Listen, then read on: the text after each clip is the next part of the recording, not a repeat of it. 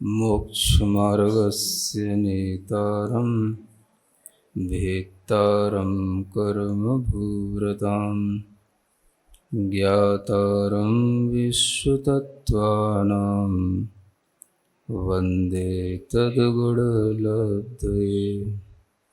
देवादिदेव आदिम तीर्थंकर श्री ऋषभनाथ भगवान की, वर्तमान शासन नायक श्री वर्धमान महावीर भगवान की, परम पूज्य आचार्य गुरुवर श्री विद्यासागर जी महाराज जी की। तत्वार सूत्र ग्रंथराज में सप्तम अध्याय के माध्यम से व्रतों का वर्णन चल रहा है। अब आगे क्रम में अनर्थ दंड व्रत आता है। अनर्थ दंड व्रत के अतिचार का कथन करने के लिए यह सूत्र नंबर 32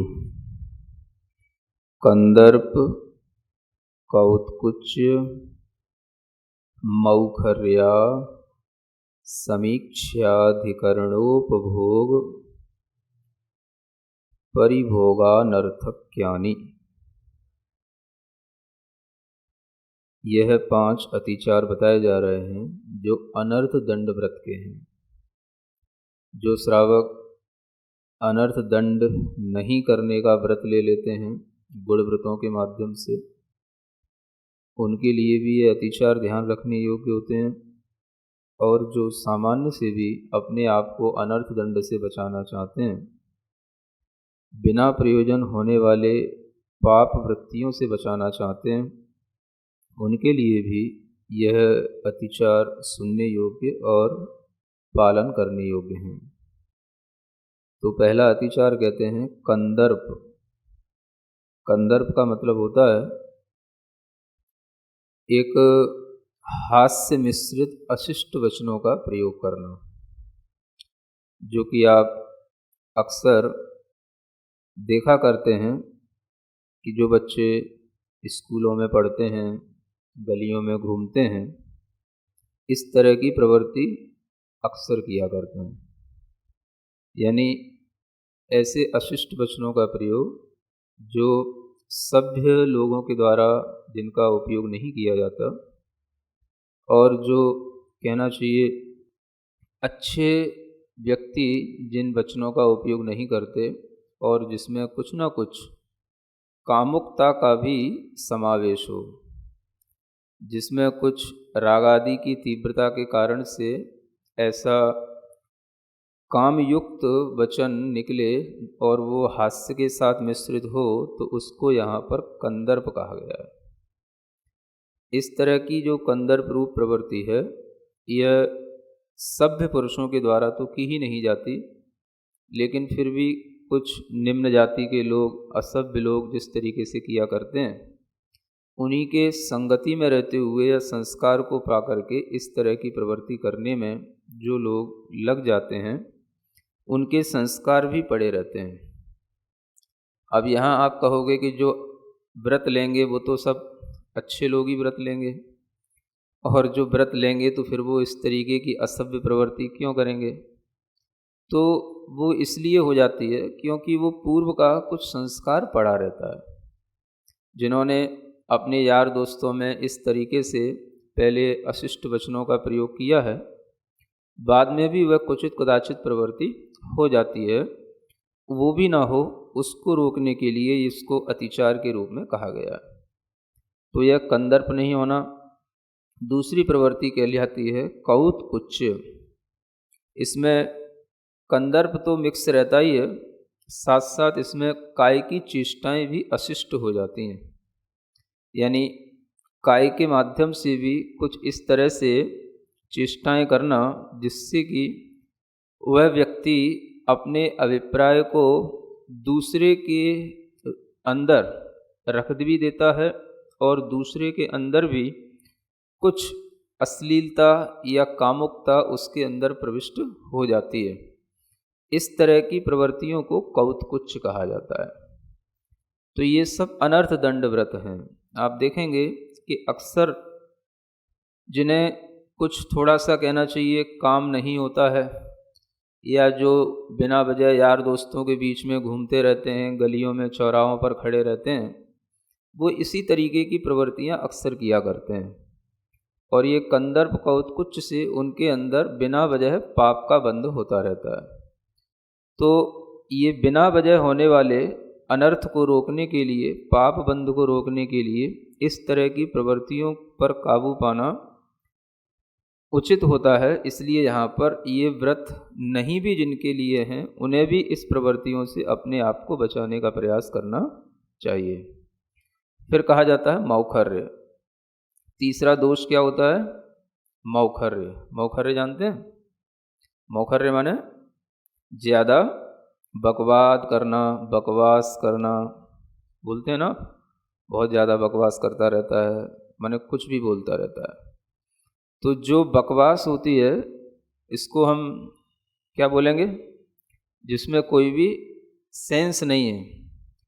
और यह भी मौखर्य जो है कई बच्चों की एक हैबिट बन जाती है। आप देखेंगे कि बहुत सारे बच्चे जब आपस में मिल बैठ जाते हैं तो वो कुछ भी नहीं करते, यही करते हैं। ये सब चेष्टाएं, कंदर्प हो, चाहे कौतकुच्च हो, चाहे मौखर्य हो, ये आपको बच्चों में ही देखने को ज़्यादा मिलेंगे। तो मुखरित होने का नाम है मौखर्य। अधिकता से बोलना, और ऐसा बोलना जिसमें कोई सेंस कहीं नहीं निकलता। जब चार, चाहे लड़के हों चाहे लड़कियां हों, आपस में बातचीत करते हैं, घंटों घंटों कुछ भी चीज़ों पर हंसी मजाक करते रहते हैं, बिना वजह की बातों में उलझे रहते हैं। एक कहेगा, दूसरा हंसेगा, दूसरा कहेगा, तीसरा हंसेगा। इस तरह की जो बातें होती हैं, चेष्टाएं होती हैं, और जिनमें कोई भी सेंस नहीं होता है, इसलिए इसको नॉनसेंस कहा जाता है। ऐसी चीज़ों को भी अनर्थ दंड के रूप में जानना चाहिए, और इनसे भी बेवजह पाप कर्म का बंध होता है। तो अक्सर जो गृहस्थ लोग हैं वो बेवजह बहुत सारा पाप का बंध करते रहते हैं। अगर इन अनर्थ दंडों को रोका जाए तो बहुत सारे पाप बंधों से हम बच सकते हैं। जिन चीज़ों से हमें हासिल तो कुछ नहीं होता, हाथ कुछ नहीं लगता। आप देखेंगे आधा घंटा, 1 घंटा आप हंसी मजाक कर करके उठ गए, बाद में आप देखेंगे उससे आपको कुछ नहीं हुआ। बेवजह आपने टाइम खराब किया, आपने अपना दिमाग भी खराब किया, न कोई उससे आपको नॉलेज मिली, न कोई उससे आपको अच्छी सीख मिली। और वह सब जो वेस्टेज ऑफ टाइम और वेस्टेज ऑफ एनर्जी है, वही सब जो है हमारे लिए पाप का कारण बन जाती है। और ये सब तो हुआ ही, वेस्टेज बाहर दिख रहा है, लेकिन भीतर भी पाप का बंध और हो गया। तो यह पाप का बंध ज़्यादा महत्वपूर्ण है। ये ध्यान में रखते हुए हम अपनी चेष्टाओं को समीचीन बनाएं। इसलिए इन अनर्थ दंडों के अतिचारों से बचने के लिए ये दोष गिनाए जा रहे हैं। चौथा दोष होता है असमीक्ष अधिकरण। असमीक्ष का मतलब होता है बिना विचार किए हुए, है ना। और अधिकरण का मतलब होता है मन वचन काय की प्रवृत्ति करना। यानी जिन प्रवृत्तियों का, ऐसी एक्टिविटी समझो जिनमें कोई पर्पजलेस एक्टिविटी, ऐसा समझ सकते हैं, जिसका कोई उद्देश्य नहीं है, लेकिन वो बहुत देर तक हम करते रहते हैं। तो बिना विचार किए हुए भी मन की भी, वचन की भी और काय की भी प्रवृत्तियां होती रहती हैं। मन की प्रवृत्तियों का मतलब है कि जैसे मन में कोई भी खोटे विचार आना, और फिर खोटे विचार आए तो हमने उसी तरीके की चीज़ों में मन को लगाया। तो अधिकरण का मतलब है कि अधिक अधिक उसमें इन्वॉल्वमेंट होता चला जाना। मन का खोटी चीज़ों में, बिना मतलब की चीज़ों में, बिना विचार किए हुए ही अनेक चीज़ों में इन्वॉल्वमेंट होता चला जाना। आजकल इस चीज़ को समझने के लिए आप समझ सकते हो, जब बच्चे मोबाइल पर यूट्यूब है, इंस्टाग्राम, ऐसी चीज़ें चल रही ना, अब इनमें क्या होता है, कोई भी चीज़ बस आप ऑन कर दो, फिर उसके बाद में आप एक के अंदर एक, एक के अंदर एक, एक के अंदर एक, पूरा दिन रात भी आपके लिए छोटा पड़ जाए, इतना मटेरियल मोबाइलों पे भरा पड़ा रहता है। तो इस तरीके से जो मन, पता तो था ही नहीं कि हमें अपने मन को कहाँ लगाना है, तो बच्चे केवल मोबाइल में मन को इसलिए लगाए रखते हैं कि उन्हें यही नहीं मालूम होता है कि हमें अपने मन को लगाना कहाँ है। जो उसमें आ रहा है उसमें मन को लगाना है। तो इसको यहाँ पर कहा जाता है मन का असमीक्ष अधिकरण। तो बहुत से बच्चे बताते हैं कि जो पहले कुछ भी नहीं देखते थे, जब उन्हें ऐसी चीज़ें देखने को मिल जाती हैं तो फिर उनका मन उसी में लगा रहता है। तो इससे उनके अंदर तरह तरह की नेगेटिविटी पैदा होती रहती है, क्योंकि उसमें कोई पॉजिटिव चीज़ें तो होती नहीं। जो भी उसमें मटेरियल रहता है वो मन को खोटी प्रवृत्ति में ही लगाता है कुछ। तो यह मन की एक ऐसी खोटी प्रवृत्ति है कि जिसमें अगर एक बार बच्चों को इंटरेस्ट आने लग जाता है तो बच्चे ने अगर मान लो फिर उसमें मन से तो भी देख लिया, अब आगे वचन का भी असमीक्ष अधिकरण होएगा तो वो उसी से सीख जाएगा। उसमें जैसे हंसी मजाक होगी, जैसे गंदे वचन होंगे तो वो उसी से सीख जाएगा, वैसा ही वो अपने बड़ों से बोलेगा, अपने फ्रेंड्स से बोलेगा। तो वचन का भी असमीक्ष अधिकरण इसी के साथ जुड़ जाता है, बिना विचार किए हुए कुछ भी बोलते रहना। और फिर उसी की तरह से काय की चेष्टा भी हो जाती है, काय का भी असमीक्ष अधिकरण हो जाता है। कोई भी चीज़ में अपने शरीर को, अपनी प्रवृत्तियों को इस तरीके से लगाना कि जिसका कोई हमें उद्देश्य ही नहीं मालूम हो और हम वैसा कर रहे हों। तो इस तरह का जो भी ये असमीक्ष अधिकरण है, ये सब पाप बंध का कारण हो जाता है। फिर आगे आचार्य कहते हैं उपभोग परिभोग का अनर्थक्य, यानी ऐसी उपभोग और परिभोग की सामग्री जो हमारे लिए कोई भी अर्थपूर्ण नहीं है, हमारे लिए बिल्कुल निष्प्रयोजनीय है, उसको भी अपने पास में रखना, ये भी अनर्थ दंड में आ जाता है। यानी ऐसी सामग्रियां जो हमारे लिए कोई उपयोग में नहीं आती हैं, लेकिन बहुत सारे वस्त्र हैं, आभूषण या कोई भी तरीके की खाने पीने की चीज़ें जो हमारे लिए किसी भी तरह के प्रयोजन में नहीं आ रही हैं और वो हमारे पास बहुतायत में रखी हुई हैं, वो ये भी एक अनर्थ दंड कहलाता है। तो इस तरह के अनर्थ दंडों से बच कर के हम बहुत बड़े बड़े पापों से बच सकते हैं। गृहस्थ लोग कहते हैं कि हम कैसे पुण्य कमाएं, कैसे हम अपने भाग्य को बढ़ाएं। सबसे अच्छा तरीका यह है कि पुण्य कमाने का मतलब यह है कि हम पाप से बचें, क्योंकि पाप की प्रवृत्तियां इतनी हैं कि पुण्य कमाने का तो हमारे लिए कभी कभार विचार आता है, लेकिन हमें ये विचार तो कभी नहीं आता है कि हम पाप में प्रवृत्तियां कितनी कर रहे हैं। तो ये जो बिना वजह है, बिना प्रयोजन के जो पाप आ रहा है, फ्री में आ रहा है और बहुत ज़्यादा तरीके से आ रहा है, ये सारा का सारा पाप अगर हम कहें एक सिंगल शब्द में तो वो मोबाइल से आता रहता है। मन से जो हम पाप कर रहे हैं, बिना वजह हम खोटी प्रवृत्तियों में लगे हुए हैं, उस पाप को बचाने के लिए हमें उस मोबाइल से अपने को हटाना पड़ेगा, उससे दूर रखना पड़ेगा। तभी आपके बच्चों का मोबाइल के बिना पढ़ने में मन लग सकता है या उनके कोई घर के काम में मन लग सकता है। अन्यथा आप देखेंगे जिन बच्चों को मोबाइल की ज़्यादा आदत पड़ रही है, ना वो कोई काम कर रहे हैं, ना कोई पढ़ रहे हैं, उल्टा घर में चिल्ला चौंटौर कर रहे हैं। तो ये सब प्रवृत्तियाँ कहाँ से आ रही हैं? ये सब इन्हीं सूत्रों के अर्थ नहीं समझने के कारण से आ रही हैं, है ना। तो आज के समय में इन सूत्रों का यही अर्थ है कि हम अपने बच्चों को अनर्थ दंड से बचाएं और स्वयं भी अपने आप को अनर्थ दंड से बचाएं, तब हम पाप से बच करके पुण्य में प्रवृत्ति कर सकते हैं। तो ये हुए अनर्थ दंड व्रत के अतिचार दोष। इसके बाद में आचार्य कहते हैं जो व्रती लोग हैं सामायिक करते हैं, एक उनका व्रत होता है सामायिक करने का। अगर वो व्रत प्रतिमा लिए हैं तो सुबह शाम उन्हें 2 बार नियम से सामायिक करना आवश्यक होता है। सामायिक का मतलब होता है समता भाव धारण करना। जो हमने सुबह से शाम तक लोगों से मेलजोल किया, उनके साथ में राग द्वेष हुए, उस सब प्रवृत्तियों को छोड़ करके, उन सब राग द्वेष के भावों को छोड़ करके, सब कसायों को छोड़ करके, मन को निर्मल बना करके थोड़ी देर के लिए समभाव में आना। और उस समता भाव में आने पर सामायिक करने पर भी कुछ अतिचार लग जाते हैं, कुछ दोष लग जाते हैं। उनका जिक्र यहाँ किया जा रहा है। योग दुष्प्रणिधानानादर स्मृत्यनुपस्थानानि, ये सामायिक व्रत के अतिचार बताए जाते हैं। योग का दुष्प्रणिधान, दुष्प्रणिधान का मतलब होता है अन्यथा प्रवृत्ति करना। योग कहीं का कहीं चला गया। योग का मतलब होता है मन, वचन और काय। इसलिए यहाँ पर ये 3 अतिचार गर्भित हो गए इस योग दुष्प्रणिधान में। यानी मन की दुष्प्रवृत्ति होना, वचन की दुष्प्रवृत्ति होना और काय की दुष्प्रवृत्ति होना।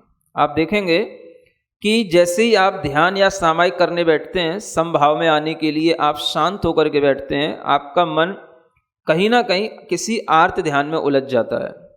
कोई हमारे लिए इष्ट का वियोग हुआ, कोई अनिष्ट का संयोग हुआ, हमारी स्मृति सीधी वहाँ चली जाती है। बहुत देर तक हम अपने मन को बिना विचार के उसमें उलझाए रखते हैं।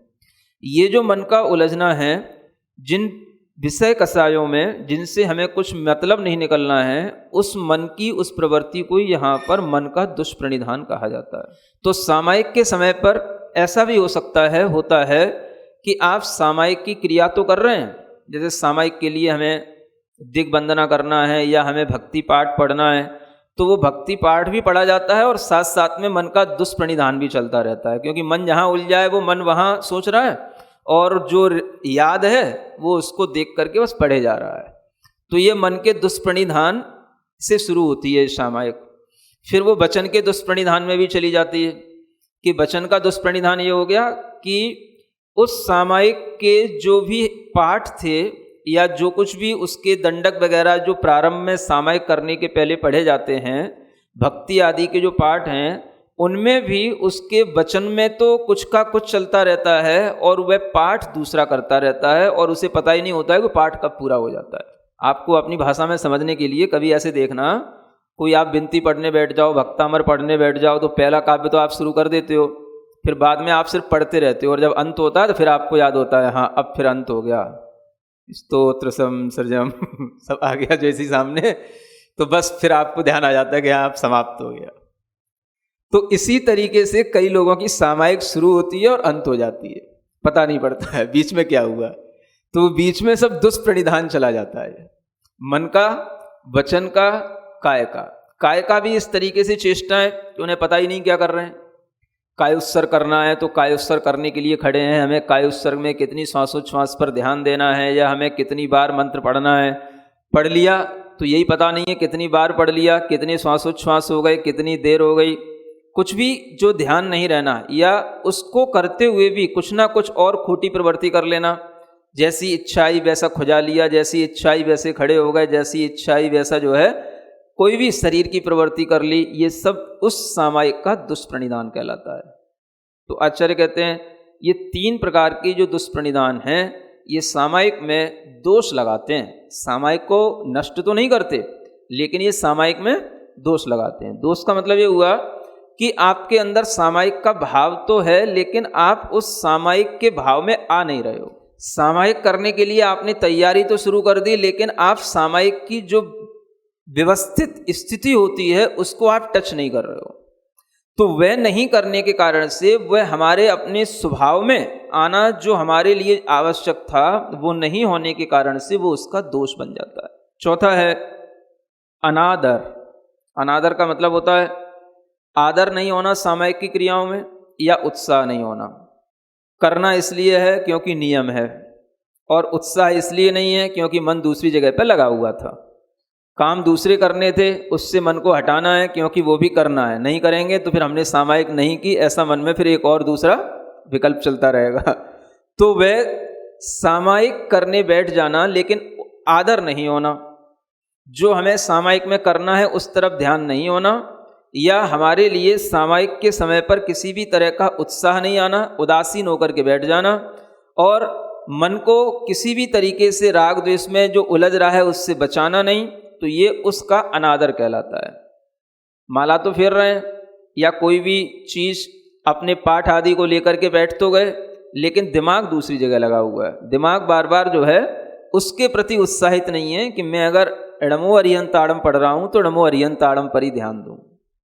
आदर इसलिए नहीं क्योंकि हमारे अंदर उस समय पर मन अच्छा नहीं, मन में कोई उत्साह नहीं कि सामायिक करने से भी कुछ होता है कि नहीं होता है, ऐसा लगता है कि अब ये टाइम तो हमें पूरा निकालना ही है। तो जब टाइम निकालने वाली बात आ जाए तो समझ लेना सामायिक का अनादर नाम का यह अतिचार लग रहा है कि टाइम पूरा करना है। टाइम भी देखते रहते हैं, 4 बार टाइम देख लिया पूरा हो गया कि नहीं हो गया, तो ये भी उसके अनादर के कारण से ही होता है ना।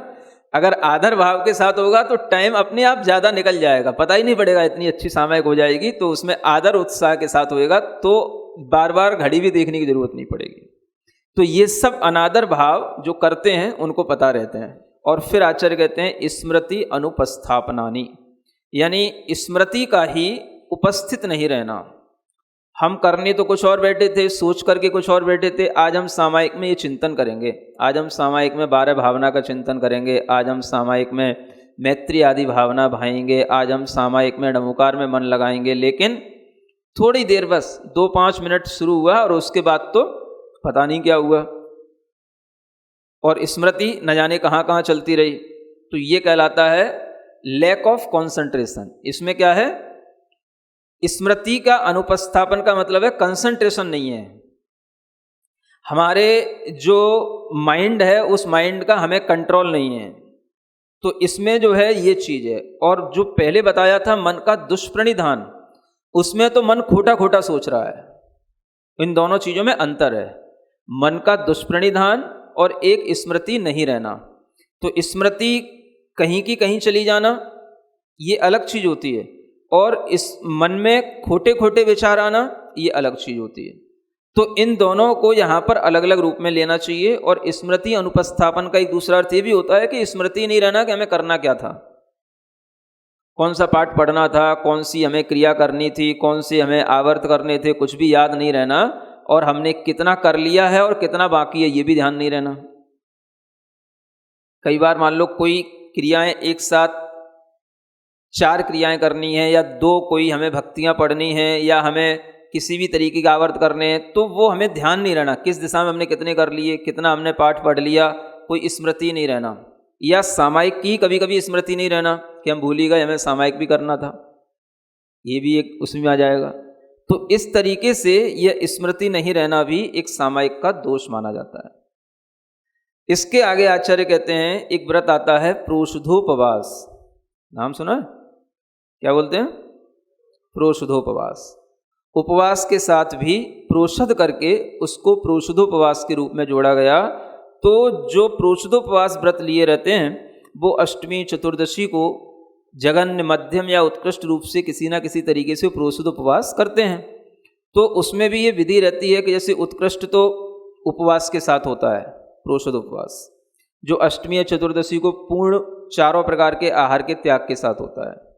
मध्यम में ऐसा भी हो जाता है कि उसमें वो कुछ थोड़ा सा एक टाइम जल ले ले, है ना, ये मध्यम में आ जाता है। और जघन्य में आ जाता है कि बिल्कुल कोई छोटा सा नीरस भोजन ले ले एक टाइम, या कोई भी बिना कहना चाहिए अन्न के भी ले ले, कुछ थोड़ा सा दूध पानी ले ले। तो ये जो है इस तरीके का निर्विकृति रूप में आहार, नीरस आहार भी अगर वो ले लेता है तो ये जघन्य प्रोषधोपवास में आ जाता है। तो इस प्रोषधोपवास में भी क्या होता है कि शरीर में थकान हो जाती है, भूख भी लगती है, प्यास भी लगती है, शरीर ढीला हो जाता है, कुछ भी करने की फिर इच्छा सी नहीं रह जाती है। तो उसमें उसे अपनी क्रियाएं तो करनी होती हैं, सामायिक भी करना है, व्रती है तो पूजा भी करना है। तो ये सब क्रियाओं को करते हुए, अपने शरीर की भी क्रियाओं को करते हुए उसके लिए जो प्रमाद आता है उसके कारण से उसको उस प्रोषधोपवास के व्रतों में दोष लगना कहा जाता है। तो वो क्या है? वो 5 अतिचार हैं जो यहाँ बताए जा रहे हैं। अप्रत्यवेक्षिता प्रमार्जितोत्सर्गादान संस्तरोपक्रमणानादर स्मृत्यनुपस्थानानि, ये 5 दोष हैं। क्या कहते हैं? अप्रत्यवेक्षित, अप्रमार्जित, ये शब्द जो है आपको उत्सर्ग के साथ भी लगाना है, आदान के साथ भी लगाना है, और संस्तरोपक्रमण इसके साथ भी लगाना है। 3 चीजों के साथ में ये शब्द लगाना है, एक पद जोड़ना है। और इस पद में भी 2 चीजें हैं। अप्रत्यवेक्षित का मतलब होता है देखना नहीं, प्रत्यवेक्षण माने देखना नहीं, उसको ढंग से ऑब्जर्व नहीं करना। और अप्रमार्जित का मतलब होता है उसका ढंग से परिमार्जन नहीं करना। वहाँ से जीव जंतुओं को हटाने के लिए जो भी हमें कोमल कपड़े से या किसी कोमल और भी वस्तु से हम उन जीव जंतुओं को हटाते हुए उस वस्तु को हम ग्रहण करें या कोई भी क्रिया करें, वो वहाँ पर परिमार्जन के साथ नहीं करना, ये भी उसके दोष में आ जाता है। तो बिना देखे हुए और बिना शोधे हुए, इसको क्या कह सकते हैं? बिना शोधे हुए। शोधन का मतलब थोड़ा उसका प्रमार्जन कर लेना, परिमार्जन कर लेना, है ना। कोई भी क्रिया होती है, व्रती कुछ भी चीजों का ग्रहण करता है या उत्सर्ग करता है तो उसमें उस स्थान का वह देखना भी करता है और शोधन भी करता है। तो उत्सर्ग में आ जाता है अक्सर हम जिस किसी भी शरीर आदि की क्रियाओं के साथ में शरीर के मल आदि का जो त्याग करते हैं वो उत्सर्ग में आ जाता है, वो भी देखभाल के करना। और आदान में आ जाता है कोई भी वस्तुएं जो हम ग्रहण कर रहे होते हैं, किसी भी चीज़ को उठाना है, रखना है, पहनना है, ओढ़ना है, ये सब चीज़ें हमारे लिए जो काम में आती हैं उनमें भी थोड़ा सा देखभाल के चलना और देखभाल करके शोधन करके उनका उपयोग करना। हर चीज को शोधन करके देखभाल करके ग्रहण करना, ये आदान कहलाता है। आदान माने ग्रहण करना। तो ये दूसरा है अप्रत्यवेक्षित अप्रमार्जित। अगर हमने आदान किया है तो ये प्रोषदोपवास का दोष कहलाता है। अब ये दोष इसलिए हो जाता है क्योंकि जिसने प्रोषद उपवास किया है उसके लिए इतनी शिथिलता आ जाती है कि वह ये सोचता है कि अब कैसे भी सुबह हो जाए, कैसे भी आहार की बेला आ जाए, तो ये जो है हमारे लिए जब तक आहार ग्रहण करने में नहीं आएगा तब तक हमारे शरीर में जान नहीं आएगी। जान नहीं आएगी तब तक उन क्रियाओं में भी जान नहीं आएगी। तो जो ये क्रियाओं में जान नहीं आ रही है यही इस व्रत का दोष कहलाएगा। तो आचार्य कहते हैं कि आपको कोई भी चीज ग्रहण करना है तो आप उसमें भी थोड़ा सा अपना ये ध्यान बना करके रखें, देख करके और शोध करके ग्रहण करें। और ये चीजें अक्सर घरों में पहले भी लोग किया करते थे। जैसे मान लो हैंगर होते हैं, कपड़े टंगे रहते हैं, समझ आ रहा है ना, या किसी भी जो है कील इत्यादि पर आपके कपड़े टंगे हुए हैं, कुछ भी है। पहले के लोग कभी भी कपड़ा उठाते थे तो कपड़ा उठाने के बाद भी थोड़ा सा उसको हिलाते थे, समझ आ रहा है। आज आपके लिए ये सब सावधानियां बिल्कुल बची ही नहीं है, कोई सिखाता ही नहीं है। और ये सब सावधानियां ही यहां पर लिखी हुई हैं कि इन सावधानियों की कमी होने का नाम ही आपके अंदर दोष आ रहा है। कोई भी चीज है, आप कोई भी कपड़ा है या कोई भी वस्तु है उसको आप ले रहे हो, उठा रहे हो, थोड़ा सा उसको पहले देख लो और देखने से पहले उसका शोधन कर लो। अब आप अपनी शर्ट पहन रहे हो या पैंट पहन रहे हो और वहां पर वो 2 दिन से पड़ी हुई थी या टंगी हुई थी और उसमें न जाने कुछ भी, कभी कभी तो छिपकली भी चली जाती है, कोई भी कॉकरोच बैठ सकता है, कोई भी चीज वो वस्त्र के अंदर चली गई, आपने तुरंत से उठाई, पहन ली, जब वो शरीर में काटने लगा, चिपकने लगा, तब आपने उसको हटाया। चींटी ईटी का तो कोई ख्याल ही नहीं है, कितनी आ जाती होंगी और कितनी मर जाती होंगी। लेकिन अगर आप थोड़ा सा भी इन चीजों का ख्याल करें तो इससे भी आप अपने अंदर हर एक क्रिया से पुण्य का आश्रव कर सकते हो। ये ऐसा नहीं है केवल व्रती के लिए ही है, कोई भी जो सामान्य से कोई भी तरीके का हाउस होल्डर है वह किसी भी तरीके की अपनी क्रिया करे, अगर देखभाल करके करता है, थोड़ा सा हिला करके शोधन करके करता है, तो उसके लिए पुण्य का आश्रव होता है, पाप से बच जाता है। आप कहीं भी बैठते हो, बैठने से पहले सोच लो कि ये फर्श है, मान लो आप इस पर बैठे हो, इस पर कोई भी मैट बिछी हुई या कोई भी दरी इत्यादि बिछी हुई है, तो वह कितने दिनों से बिछी हुई है, उसमें कोई भी जीव जा सकता है, रात भर बिछी रही, उसके अंदर कोई छिपकली चली गई हो, आप सुबह आए उठ करके सीधे और उसके ऊपर बैठ गए, कुछ भी हो सकता है। चीजों को सावधानी से उपयोग में लाना ये अपने आप में बहुत बड़ा पाप बंध के बचाने का एक कारण है और इससे पुण्य का आश्रय होता है। घर बैठे बैठे जो लोग ये चाहते हैं कि हमारे लिए पुण्य का बंध इन क्रियाओं में कैसे हो, ये क्रियाएं तो सब पाप का कारण है, अगर उन्हीं क्रियाओं में हम सावधानी बरत लें तो वो सब क्रियाएं हमारे लिए पुण्य आश्रय के भी कारण बन जाएं। हमें भोजन करना है, कोई भी वस्तु को उठाना है या हमें कोई भी वस्त्र पहनना है, किसी भी तरीके की कोई क्रिया करना है, हर क्रिया में हम एक सावधानी रखें। इसे आचार्यों ने कहा जदम चरे। क्या बोला? जदम माने यत्न पूर्वक, प्रयत्न के साथ में सावधानी पूर्वक आप चरो। चरने का मतलब हर तरीके की क्रिया करो। तो जब ये प्रवृत्ति आ जाती है तो पुण्य आश्रव भी होने लग जाता है और उन्हीं क्रियाओं को से जो पाप का बंध हो रहा था वही हमारे लिए पुण्य आश्रव के काम में आ जाती है। ये बड़ी सिर्फ भीतर की थोड़ी सी सावधानी के माध्यम से ये पाप और पुण्य का ये बैलेंस बनने लग जाता है। उसी क्रिया से पाप हो रहा है, उसी से पुण्य भी है। वस्त्र आपने उठाया, थोड़ा सा हिला लिया, देख लिया, सावधानी पूर्वक अपने शरीर पर डाल लिया तो पुण्य का आश्रव हो गया। और कुछ नहीं है, जल्दी जल्दी में सब ऐसे ही कर लिया तो ये पाप का आश्रय हो गया। तो बताओ आपको इसमें नुकसान क्या है, घाटा क्या है? थोड़ा सा है। घाटा क्या है कि अगर हम थोड़ी सी सावधानी रखें तो ना तो उसमें कोई घंटों लगते हैं ना मिनटों लगते हैं, एक चेष्टा है बस। कोई भी चीज हम उठा रहे हैं, रख रहे हैं, उसको हम देखभाल करके प्रयोजन में लाएं। तो ये 3 दोष, उत्सर्ग, आदान, और तीसरा है संस्तर का उपक्रमण। संस्तर बोलते हैं बिस्तर आदि, है ना। अब जब उपवास हो जाएगा, हालत खराब हो जाएगी, तो फिर बिस्तर इत्यादि भी कौन घर ही करे, कौन यहां से उठा करके वहां रखे, समझ आ रहा है। अब आज के लिए तो ये भी नहीं होता, आज तो बिस्तर पड़े ही रहते हैं 24 घंटे, हैं, बिस्तर उठते ही नहीं है। पहले तो ये भी होता था कि लोग बिस्तर अपने उठा करके सुबह रखते थे, फिर जब उनको दूसरे दिन बिछाना होता था तो देख शोध करके बिछाते थे, फिर उपयोग में आने के बाद में फिर उसको उठा के रख देते। तो इससे जीव हिंसा भी कम होती है। तो अगर आपके लिए बिस्तरों का उपयोग भी करना होता है तो इन बिस्तरों पर भी आपको ध्यान पूर्वक उनका उपयोग करना, उस पर भी जो है हमारा प्रमाद नहीं होना चाहिए, उन पर भी देख शोध करके प्रवृत्ति होनी चाहिए। तो ये संस्तर का उपक्रमण, ये तीसरा दोष कहा गया। अगर हम उसको देखभाल करके करते हैं तो दोष नहीं है, और बिना देखे बिना शोधे करते हैं तो वो दोष हो जाता है।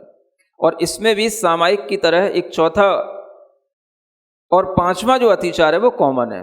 अनादर जैसे सामायिक में था, वैसे ही प्रोषदोपवास की क्रिया में भी अनादर होना। अनादर माने उसके प्रति कोई भी बहुमानता का भाव नहीं रहना या उत्साह नहीं होना कि हमें ऐसा करने से बहुत कुछ कर्म की निर्जरा होगी, ये हमारे लिए व्रत है तो हम इसको बहुत भावों के साथ करें। इस तरीके की भीतर से मानसिकता के अभाव का नाम ही अनादर कहलाता है। तो इस तरह का जो अनादर होगा ये भी दोष है। और स्मृति का चला जाना, ये ध्यान नहीं रहना कि हमें उपवास करना था कि नहीं करना था, प्रोषद करना था कि नहीं करना था, अथवा प्रोषद करने के बाद में कौन कौन सी हमें क्रियाएं करनी थी, किस समय पर हमें किस तरीके से उस प्रोषद उपवास को अगले दिन तक ले जाना था, क्या क्या हमें स्वाध्याय आदि करना था, कैसे हमें दूसरे दिन पूजन आदि भी करना था, ये सब हमें कुछ भी ध्यान नहीं रहना और हमारे लिए जैसे तैसे वह विचार करते हुए, दूसरे काम करते हुए वह प्रोषद उपवास पूरा हो जाना। तो ये सब भी जो है उसका एक दोष बन जाता है। और इसलिए ये दोष क्या कह जाते हैं, उस प्रोषदोपवास के सब दोष बन जाते हैं। तो यहाँ पर आपको ये ध्यान में रखना है कि कोई भी तरीके का हम जब व्रत लेते हैं तो उस व्रत में हमारा पहली बार तो उत्साह रहता है, 2-4 बार उत्साह रहता है करने में, लेकिन जब वो व्रत रूटीन में आ जाते हैं तो भी उत्साह उतना ही बना रहना चाहिए। जब ये उत्साह में कमी आने लगे तो फिर ये विचार में आना चाहिए कि ये व्रत हमारे लिए विशुद्धि को बढ़ा नहीं रहे हैं, जबकि व्रतों से क्या होना चाहिए था, विशुद्धि बढ़नी थी, कर्म की निर्जरा बढ़नी थी। तो वो कर्म की निर्जरा बढ़ेगी तभी बढ़ेगी जब हमारा उस व्रत के प्रति आदर, उससे हमारी स्मृति जो जिस तरीके से जुड़ी होनी चाहिए वो जुड़ी रहेगी, तो वह हमारे लिए व्रत निरंतर जो है कर्म की निर्जरा का कारण बना रहेगा। और प्रमाद के कारण से जब इस तरह की वृत्ति एक बार बन जाती है और हम उसे कंट्रोल नहीं कर पाते हैं तो फिर वो धीरे धीरे वो वृत्ति प्रमाद में और बढ़ती चली जाती है। फिर व्रत केवल ऊपर ऊपर से रह जाते हैं, बाहर उस स्वरूप से हो जाते हैं और भीतर से जो भाव होना चाहिए वो भीतर से चला जाता है।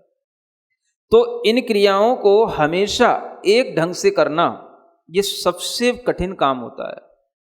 जो व्रत लेने में उत्साह रखते हैं वो ये भी सोच लें कि जीवन पर्यंत तक हमें ऐसा ही करना है।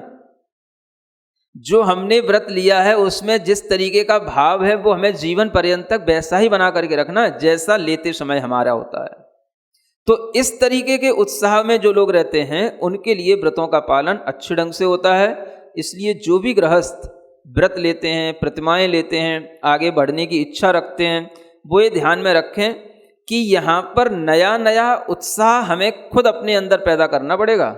बाहर की चीज़ें तो वही रहेंगी, लेकिन वो सब क्रियाएं हमारे लिए ऐसा ना लगे कि ये सब रूटीन हो रहा है। रूटीन तब लगता है जब उनके पीछे हमारे अंदर कोई विशुद्धि का भाव नहीं जुड़ा होता है। और वही क्रियाओं से जब भीतर बहुत शांति, बहुत उत्साह, बहुत विशुद्धि रहती है तो वही क्रियाएं हमारे लिए रूटीन नहीं होती हैं, उनसे हमको बहुत ज़्यादा लाभ मिलता रहता है। तो व्रतों के माध्यम से रूटीन तो बनता है, लेकिन भीतर जो भावों की विशुद्धि है वो निरंतर बढ़ती चली जाती है। ये ध्यान में रखते हुए व्रती लोग व्रत लें, प्रतिमा लें, ताकि उन्हें जीवन में कभी अनुत्साह पैदा ना हो। एक बार जिस तरीके से हम किसी चीज़ को ग्रहण करने के लिए उत्साहित होते हैं, वैसा ही उत्साह हमारा जीवन पर्यंत तक बना रहना चाहिए। ठीक है ना। कुछ व्रतों के अतिचार और बचे हैं, वो आपको बाद में बताए जाएंगे। श्रीजिण वाणी जग कल्याणी जग जन मदतम मोहरी जणमण हारी गढ़हर हारी जम जरा भव रोग हरि तिथ्य राणम दिव्य झुणिम जो पड़ई सुणई मय्ये धारई राणम सौख मणंतम धर्य सासद मोक्ष पदम पावई सासद मोक्ष पदम पावई।